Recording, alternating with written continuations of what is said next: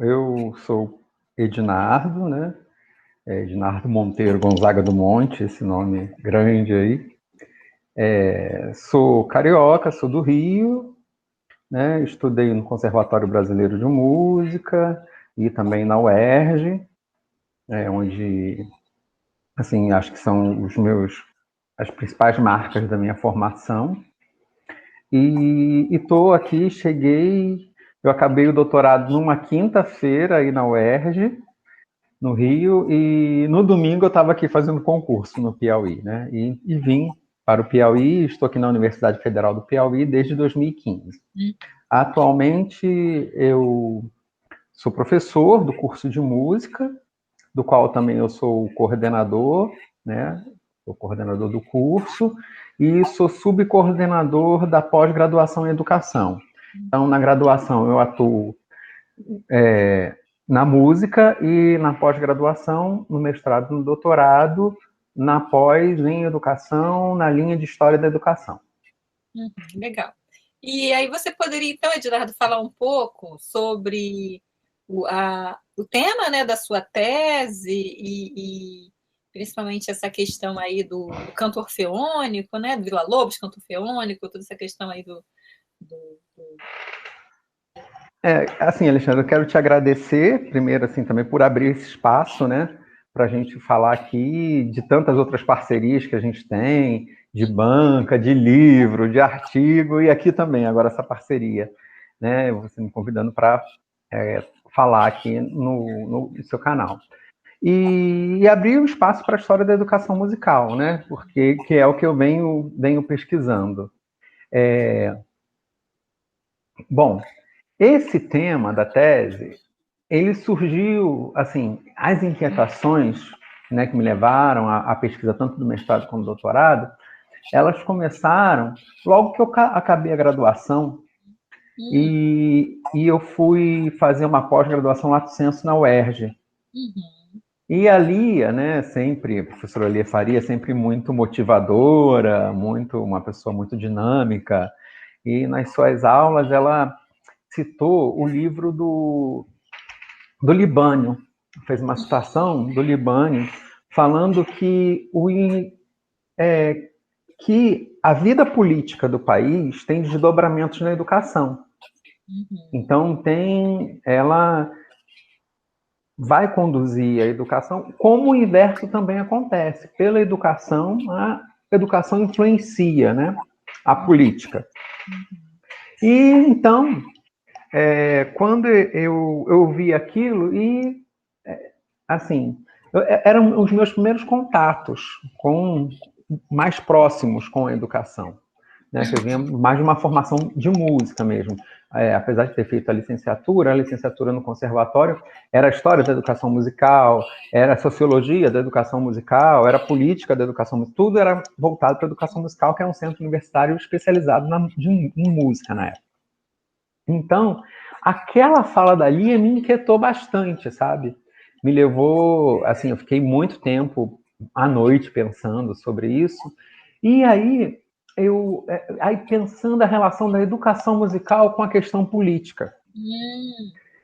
E aí eu fui chegando em casa, a internet, ainda era a época que a gente ligava a internet no fio do telefone para poder discar, né, para conseguir. Eu fui correr atrás de alguma coisa que tentasse ver essa relação, né? Então, quando eu encontrei uma monografia que foi premiada pela Petrobras, uma escrita pela professora Ermelinda Paz, que é um nome assim no campo da educação musical no Brasil. E aí eu vi, elas tinham essa monografia premiada, o nome era Villa-Lobos, o Educador Brasileiro. E no final dessa monografia, ela colocou vários anexos com depoimentos de alguns artistas sobre o Villa-Lobos. E aí, nesses depoimentos, eles negavam a relação do Villa-Lobos com a política. Do Villa-Lobos com a política.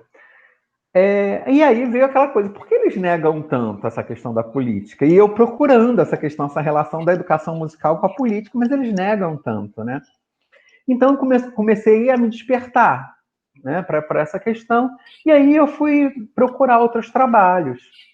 E aí eu encontrei um trabalho na Unicamp, falando um maestro no gabinete, que é uma dissertação que fala do Villa-Lobos como um gestor público.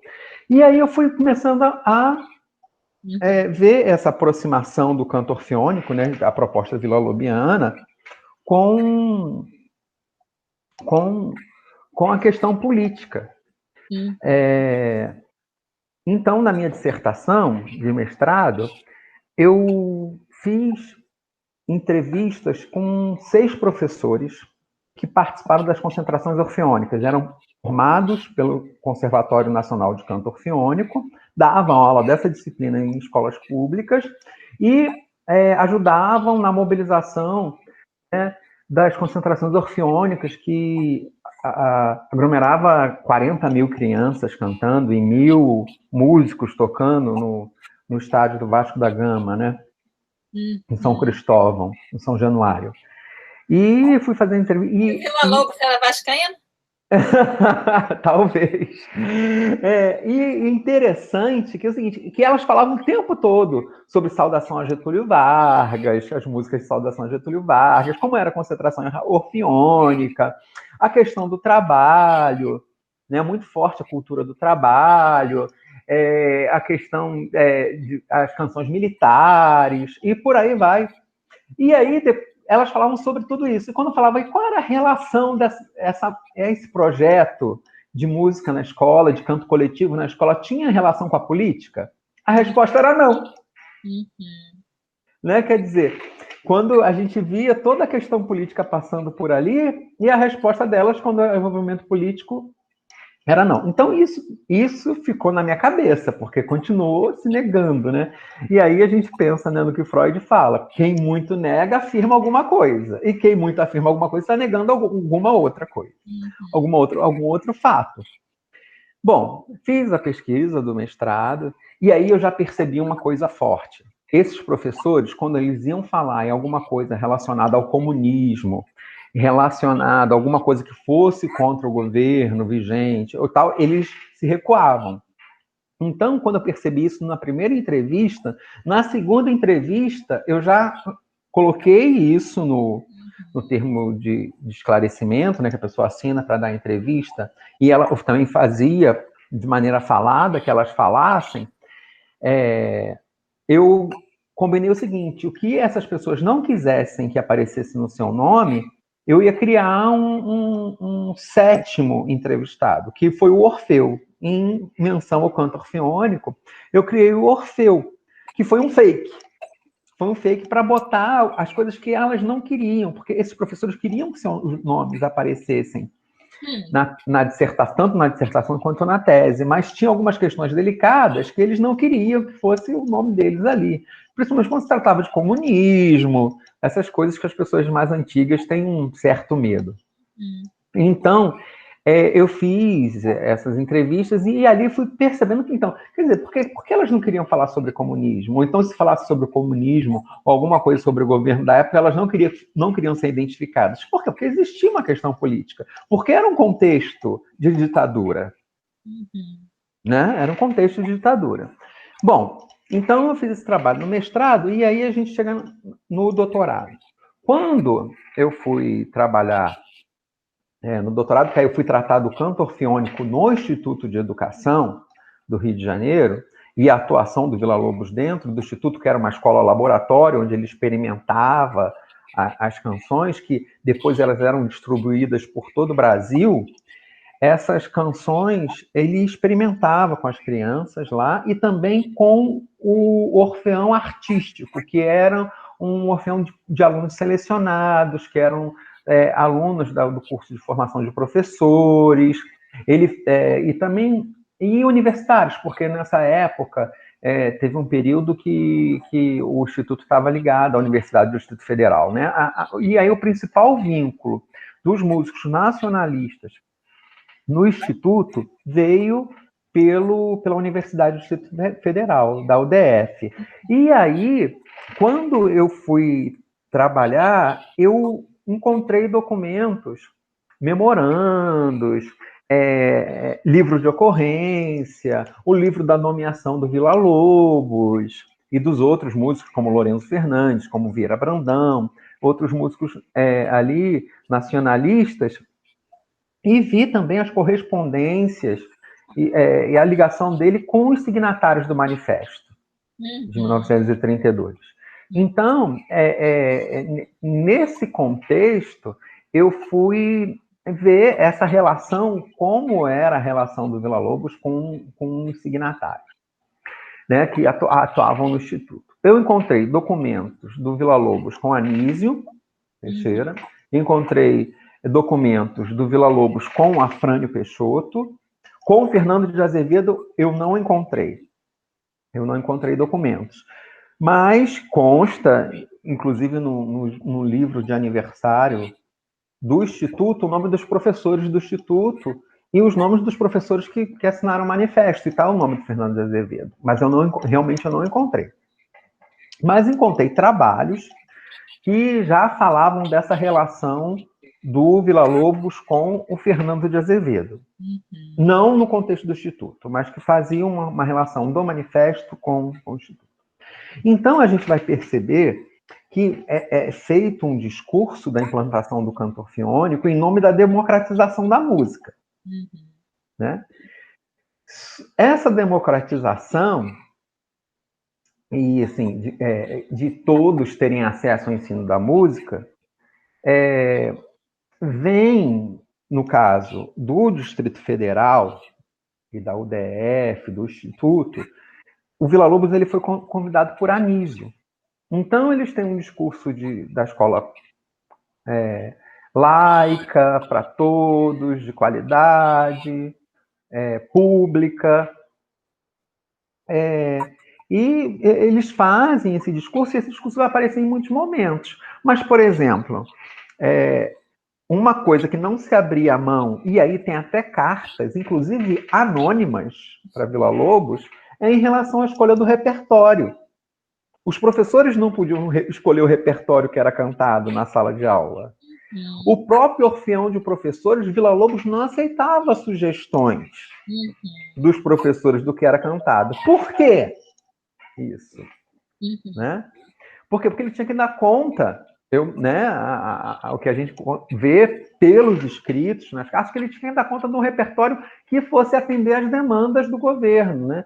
Então, ele tinha muito trânsito dentro da instituição, inclusive no livro de ocorrências, a diretora faz muitas reclamações, falando que o dia que ele queria, ele levava todos os professores de música do Instituto, mas muitos alunos que cantavam no orfeão artístico, para fazer apresentações. Então, que democracia é essa?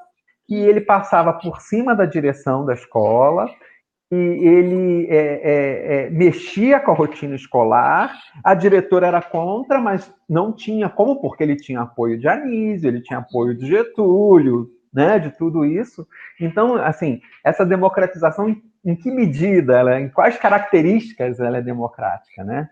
Deixa eu te perguntar, você já tinha contato com o Villa-Lobos desde a sua formação lá na graduação? Na graduação. A sua formação inicial é em música e educação artística? Piano e educação artística com habilitação em música. O que antigamente se chamava licenciatura em educação artística, aí vem habilitação, ou artes visuais, ou música, ou teatro, né? Hoje em dia não, hoje em dia o nome é licenciatura em música, ou licenciatura em artes visuais, mas na minha época não era educação artística. É pianista, né? Além de ser professor, você também é pianista, você foi maestro e tal. O que mudou na sua visão, que você tinha lá atrás do Villa-Lobos, para quando você terminou o seu doutorado? Porque parece que você teve aí uma mudança no olhar em relação a esse sujeito. Sim, claro. Então, como eu estava falando, por exemplo, a gente vai ver nessa relação, por exemplo, com Anísio, né? que a gente tem uma visão romantizada do canto orfeônico, mas tinha uma relação, por exemplo, como essa que eu falei do Anísio, e a gente, se for ver com os outros signatários, a gente vai encontrar essas questões também. Tipo, com o Afrânio Peixoto, que era um médico, higienista, e foi reitor da UDF, ele vai se aproximar com um discurso que todos precisam cantar como uma ginástica para os pulmões. Entendeu? Que é uma coisa para a saúde, também para relaxar a mente, pelos momentos de tensão, de muitas horas de estudo. Então, ele vai defender essa questão da relação com a saúde, que ele vai aí estabelecer um vínculo com Afrânio Peixoto. Entretanto, a gente vai ver também outras relações com eles, com Afrânio, que não são tão democráticas, que a gente vai ver na carta. Por exemplo, os concursos ficavam para trabalhar no Instituto, não eram os professores que passavam nos concursos. Então, a gente vai ver cartas com eles selecionando os professores que iam trabalhar no Instituto. Né? Quer dizer, indo a numa perspectiva de encontro ao que se espera de universal, que é a oportunidade para todos. Então, tanto é que vai trabalhar ele, vai trabalhar o Lorenzo, vai trabalhar o Vieira Brandão, e uma catedrática, que foi a Seção de Barros Barreto, ela era catedrática, mas não tinha o mesmo espaço que eles. Ela, inclusive, entrou por concurso, ela teve que defender uma tese para entrar e ser catedrática, né? E enquanto eles não. Né? Então, a gente já vê uma diferença aí. Ela é mulher, concursada, e não estava na rede deles. Enquanto, apesar de ter sido aluna de Vila Lobos, e Vila Lobos sempre contratava ela, não, ela aprendeu comigo, porque ela tinha estudado canto orfeônico também. Então, a gente vai ver 3 homens, né, com uma rede muito forte, em que a mulher ficava de escanteio. Então, é uma outra questão. Então, a questão dos concursos, a questão da escolha do repertório. E aí, quando a gente passa para essa questão da aproximação com a democratização e os afastamentos, né, do canto orfeônico, da proposta orfeônica vila-lobiana, quando a gente vai pensar no Fernando de Azevedo, como eu falei, eu não encontrei documentos, mas quando a gente vai fazer uma revisão de literatura, que eu fiz, e aí depois eu acrescentei o que eu vi daquela revisão de literatura no Instituto, o que aconteceu? A gente vai ver, primeiro, que Fernando de Azevedo ele vai escrever sobre... ele vai falar da música como entretenimento na escola. Ele não vai falar como uma questão de uma expressão artística necessária ao homem e tal, nesse período. Mas em 58 ele escreve um livro, e nesse livro ele já vai dar grande ênfase à música. E o canto orfeônico já vinha desde 1932. Né? Então, não encontrei documentos dele com o Vila Lobos. A gente vai ver ele defendendo a música em 1958. Quer dizer, então, ele meio que mostra ter tido uma aproximação com a música, mas não vi nenhum apoio dentro do período que eu pesquisei dele.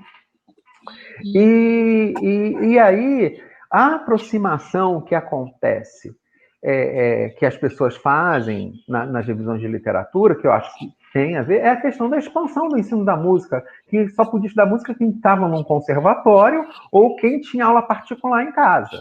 Então, na escola não se tinha, assim, raras exceções, não posso falar que não tinha. Havia raras escolas que ofereciam aula de música. Nesse sentido, o canto orfeônico ampliou.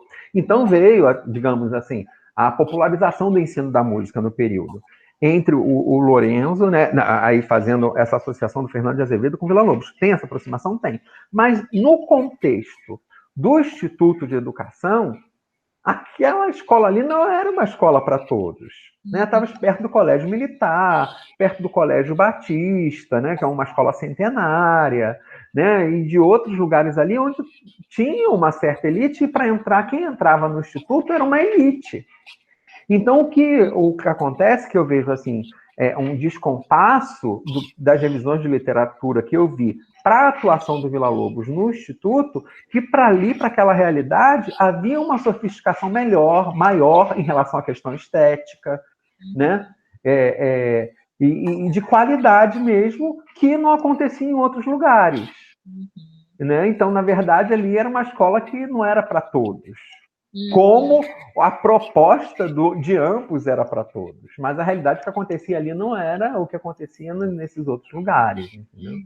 E em outras escolas. Essa nossa conversa vai compor a playlist de História da Educação, né? História da Educação brasileira. Qual é o lugar do Vila Lobos, do canto orfeônico? Na história da educação, o Vila Lobos é um marco no ensino de música no Brasil, não há dúvida disso, que tem muita documentação, porque isso circulou pelo Brasil todo, e aí foram criados o Conservatório Nacional de Canto Orfeônico, foi criado no Rio de Janeiro, ele vai criar outros conservatórios equiparados pelo Brasil todo, e isso vai se espalhar. Então, ele vai ter uma entrada em todo o Brasil. Então, em cada região vai ter as suas especificidades. Por exemplo, quando a gente trata do canto orfeônico, aqui no Rio, lá no Rio, né? Eu estou em Teresina, a música vai ser muito voltada para o governo, porque ali era o Distrito Federal. Se você for pegar já o canto orfeônico em São Paulo, vai estar muito mais voltado para a música erudita do que para essa música nacionalista. Né? Então, assim, são diferentes perfis. Agora, o Vila Lobos é um cara que tinha uma mística em torno dele, né? Ele criava, né? Eu sou folclore, ele dizia isso, né? E penso, assim, que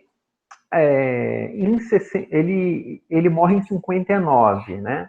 E em 61 acaba o canto orfeônico. Então, essas relações, ele era um cara das redes. Então, ele tinha uma forte ligação, por exemplo, com os signatários. Ele é uma pessoa que... Ele estava na rede, nessa rede desses intelectuais. Né? Fortes relações com os signatários, fortes relações com os políticos. Né? Então, ele também tem essa relação com a política e com os seus com os músicos, próprios músicos nacionalistas, né? Esse encontro identitário também dessa questão dos músicos nacionalistas. Então, eu penso que ele é esse cara que fez a grande articulação da música com o governo vigente. Eu acho que essa é a grande marca dele. Assim, a história da educação musical, ela vem ganhando espaço, né, no Brasil, de um modo geral. A gente, quando, por exemplo, eu comecei a estudar a história da educação musical, tinha a Inês no Rio, a Suzana em São Paulo, a Jane Borges também em São Paulo, havia poucos, né? E esses estudos no campo da história da educação musical, eles vêm se ampliando. E outros sujeitos têm ganhado destaque, não só Vila Lobos, né? Então, por exemplo, eu posso destacar hoje que eu tenho estudado o Lorenzo, o Vieira Brandão, né? a própria Inês estuda ali de Mione. Então, outros sujeitos estão ganhando destaque, outras pessoas estão ganhando destaque, né? E que fazem parte dessa rede e alguns até à margem dessa rede também. E você poderia indicar, então, algumas produções suas, e da Inês também, de outros pesquisadores, em termos de livros, para quem quer aprofundar um pouco mais as leituras sobre a história da educação musical no Brasil? A educação musical vem ganhando espaço. Nós conseguimos, por exemplo, fazer algumas sessões coordenadas no Congresso Brasileiro de História da Educação, no CBHE. A Associação Brasileira de Educação Musical, a ABEM, hoje, ela já tem um GT específico de História da Educação Musical, que não existia, ele foi criado em 2015. Então, isso também mostra um avanço dessa relação da história da educação com a música, né? Agora a gente tem um GT na Associação Brasileira de Educação Musical.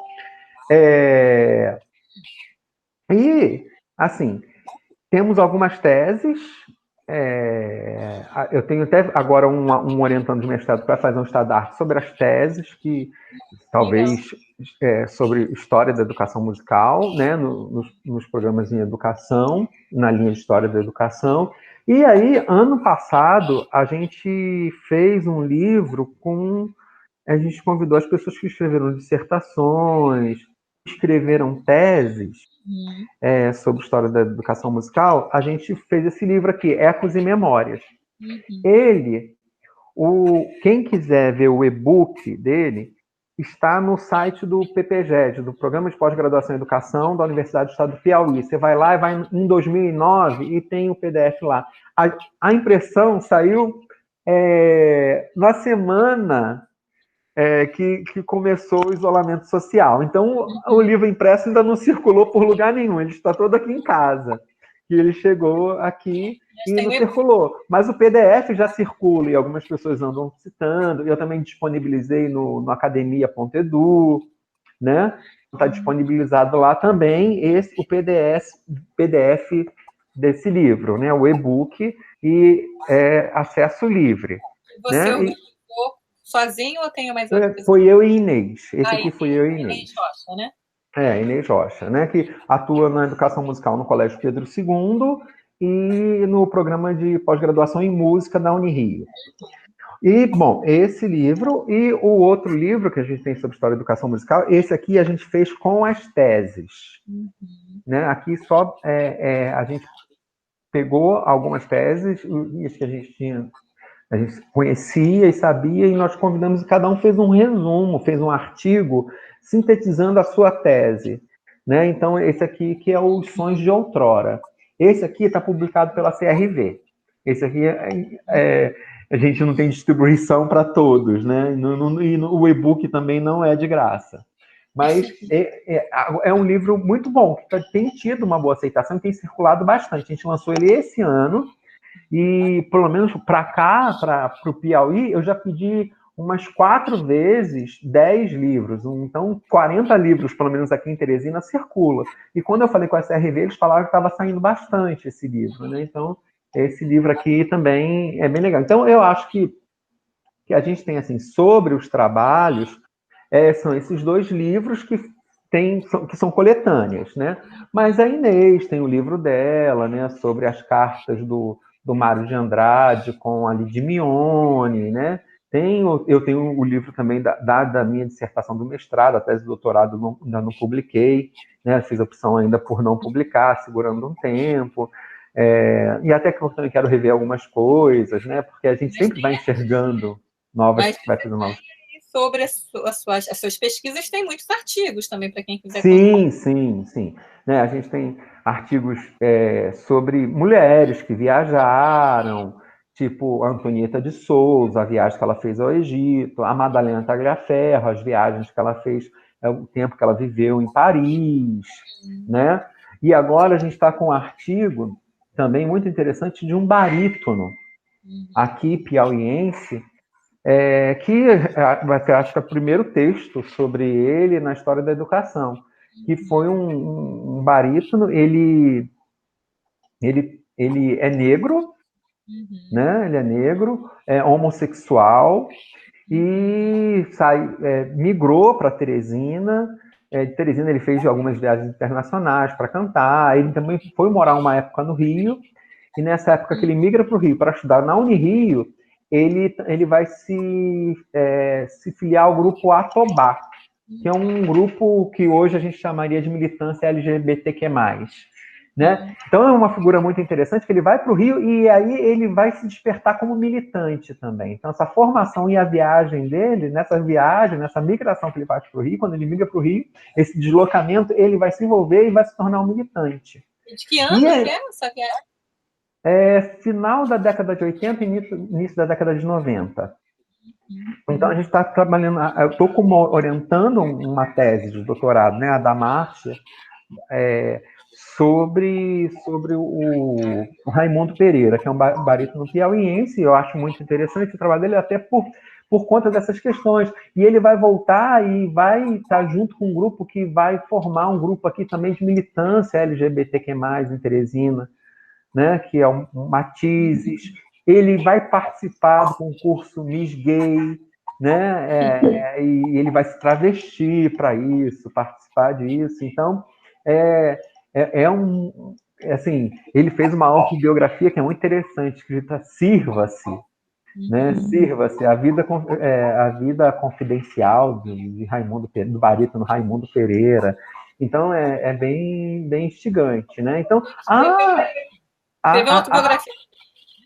ele tem uma autobiografia. Então, o que acontece é que o que eu vejo na educação musical, que partimos de grandes nomes como Villa-Lobos, e hoje a gente tem buscado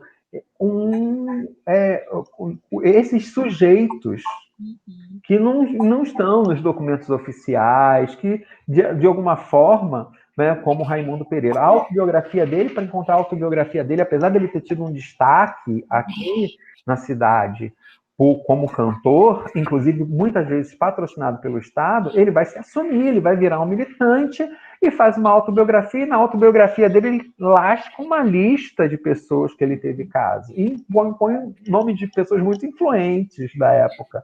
Então, além dele ser negro, dele ser gay, ele comprometia, tinham, né, que assim, a história da educação tem avançado, nesse sentido também. Pelo menos é um esforço que eu venho tentando fazer nas minhas pesquisas, né? Agora, no meu núcleo de pesquisa, a gente está fazendo um livro, cada membro do núcleo vai escolher, já escolheu, uma mulher musicista negra do Piauí. Então, a gente vai fazer um livro sobre as mulheres negras que trabalham com música no Piauí, seja com a performance musical ou com a educação musical. Então, eu acho que é o caminho que a gente está tomando, que eu acho isso muito bacana. Algum documentário, algum filme especificamente sobre o que você falou aqui agora? Sobre Villa-Lobos? Bom, tem Villa-Lobos, Uma Vida de Paixão, que tem muitos fatos que realmente ocorreram, mas se pega a biografia, é bastante baseado na biografia que o Villa-Lobos fez. Quer dizer, que o Vasco Mariz escreveu, mas que foram trocando cartas com o Villa-Lobos, que o Vasco Mariz escreveu essa biografia do Villa-Lobos, e também tem um documentário chamado Villa-Lobos, o Índio de Casaca. Também indico esse documentário. Então, com certeza você vai voltar aqui no canal outras vezes. Eu queria ter uma outra conversa com você, duas conversas especificamente, uma sobre as séries, né, que você também pensou aí na questão das séries, e eu queria também conversar com você sobre a questão dessas cinebiografias de mulheres, né? Você até escreveu naquele livro que a gente escreveu junto. Posso? Vai ser um prazer. Então a gente pode marcar mais duas conversas, uma das cinebiografias e a outra você queria que você falou? Foi? Das séries. Aí das séries. A gente pode falar das séries também, que a gente fez sobre o Coisa Mais Linda, né?